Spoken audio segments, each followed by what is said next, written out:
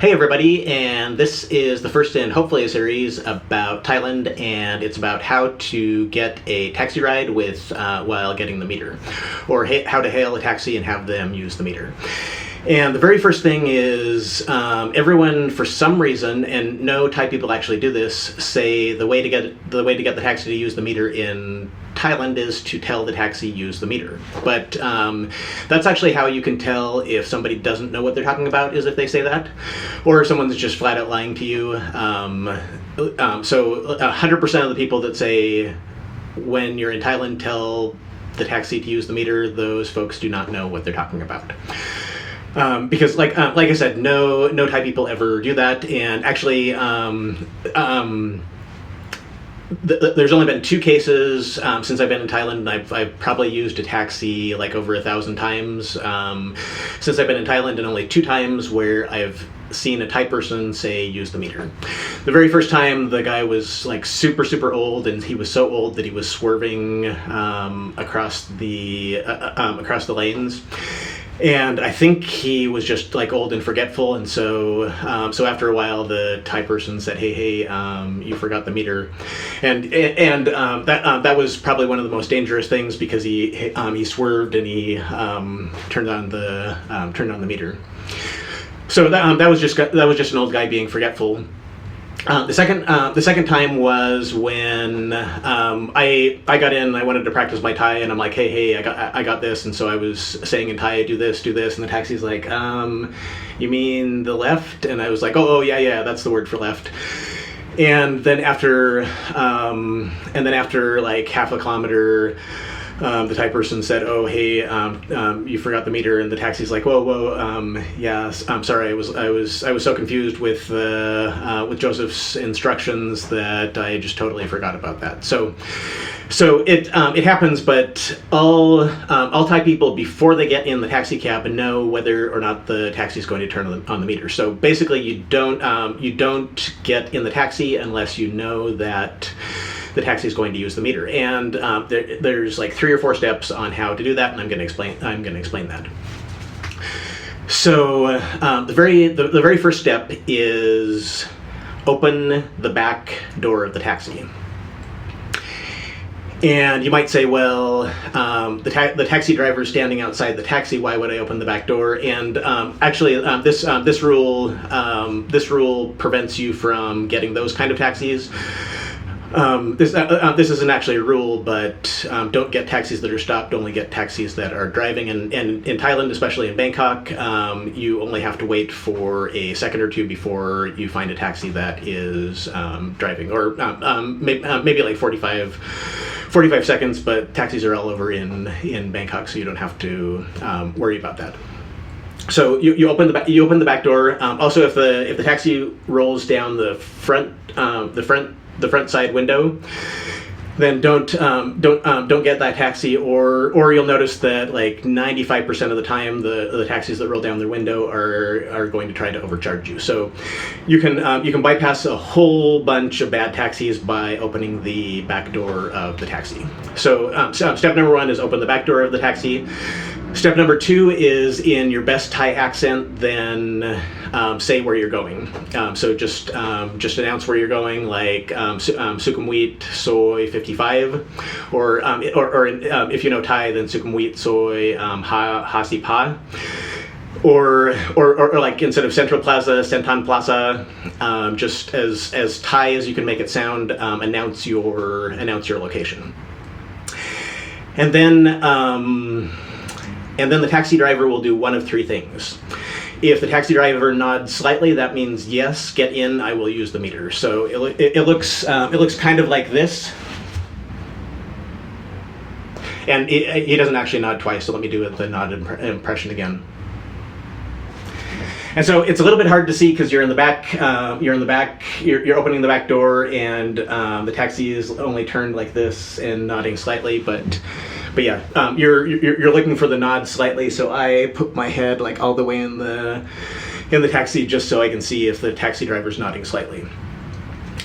So when the taxi driver does that, then Thai people know, he just told me that he's going to use the meter. So Thai people, that's the way Thai people get taxis. They don't actually wait for the taxi driver to, or they don't actually negotiate or do anything with the taxi driver. They just wait for the nod. And then the other thing, like in a lot of countries, you just hop in the taxi. Don't hop in the taxi, obviously, because that's not my directions. And Thai people never get in the taxi before they know that the taxi driver will charge the meter.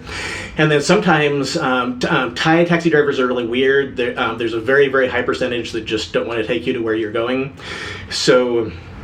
And it could be for any reason. So if the taxi driver says no, then don't worry about it. Just go to the next taxi driver and the next taxi driver and the next taxi driver. And I think the most I've ever seen that happen is like 8 times. But usually after 1 or 2 taxis, you can always find a taxi. Okay. So 3 possible things that the taxi driver would do. Number 1 is say yes or nod slightly. Number 2 is say no. And it's interesting that they usually don't say no, just like, oh, sorry, man. They usually like make a big deal out of it. Like here's my impersonation of a taxi driver saying no. And I think the reason for that is it's technically illegal for them to say no, and so a lot of taxi drivers just make it seem like, oh, hey, this is you're totally putting me out, so that way you don't report them or something like that. But a lot of times they make like this big deal about no, I'm not gonna go there, which is interesting because yes is this, and then no is like I can't go over there, but they don't actually say very much. Okay, number 3 is when they're not going to charge you the meter, and when they're not going to charge you the meter, it's really interesting because they almost always take about 10 to 20 seconds to think about it. So a lot of so pretty much if the taxi driver's like thinking, he's what he's thinking is, oh well, how much can I overcharge this guy? Or can I overcharge him 100 baht? Can I overcharge him 500 baht, 1,000 baht?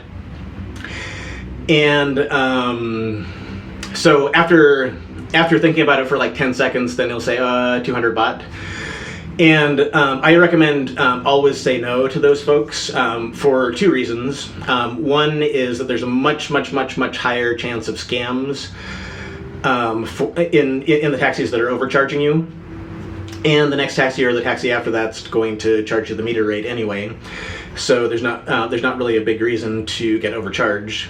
And then number 2 is that almost all of the taxis that try to overcharge you, their taxis smell like cigarettes. And I really don't like the smell of cigarettes. I have to like wash my face after I'm in like a smoky place. It's just for me it's not fun. And I think the reason why is if the taxi is just overcharged somebody like 1,000 baht and they're like, hey man, you mind if I smoke in your taxi? Then the taxi is like, hey, for 1,000 baht you can do whatever you want in my taxi. So the taxis that are trying to swindle you, there's a very, very high correlation between the taxis that are trying to swindle you and do they smell like cigarette smoke. So just out of safety, then don't do it. Don't get in the taxis that are trying to overcharge you. And then the other thing is it's way outside of Thai culture to bargain or negotiate or give people a higher price. And so the taxis that are saying, hey, for 500 baht I'll take you here, they're actually going like way outside of Thai culture to do that. So just the more people go outside of their culture, the more risky it is to hang out with them. So anyway, just my recommendation is don't ever do that, and then also don't negotiate with the taxi. Just go to the next taxi and the next taxi until you find one, because for the reasons that I said already. Okay, and then one of the things this is probably annoying to taxi drivers, but especially in taxis where I don't know if they're actually going to turn on the meter. After they've nodded, then I get in, and I very, very slowly close the door. And then almost always as I'm slowly closing the door, if they haven't turned on the meter already, usually as soon as they nod and I start getting in, then they'll turn on the meter because then they get like 2 extra baht from if they don't. So if the taxi hasn't turned on the meter and the taxi looks a little sketchy, then I'll very, very slowly close the door.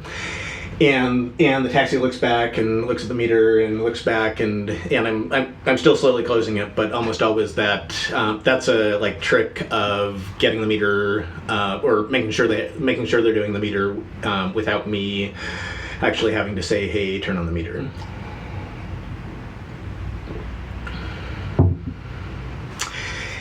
And I guess a couple other tips. I already mentioned don't get in taxis that are stopped.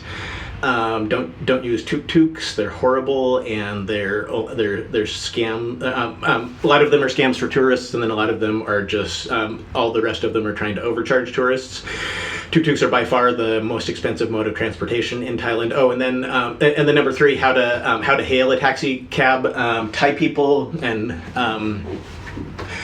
wave like this, and then when the taxi's closer, they wave again like this. So one of my other tips is if you've got an alpha male in the group that's like, hey, I lived in New York, I know how to hail a taxi. Let me do this. That works in New York. But in Thailand, the Thai culture is very, very subtle and not very direct, and so the alpha male that's like, hey.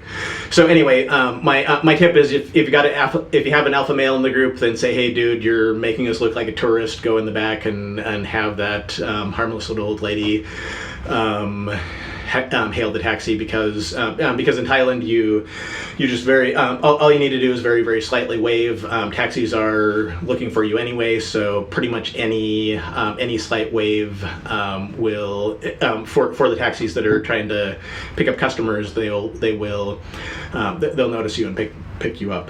So I think that's my introduction on how to hail a taxi. Hopefully you like this, and thanks very much for listening.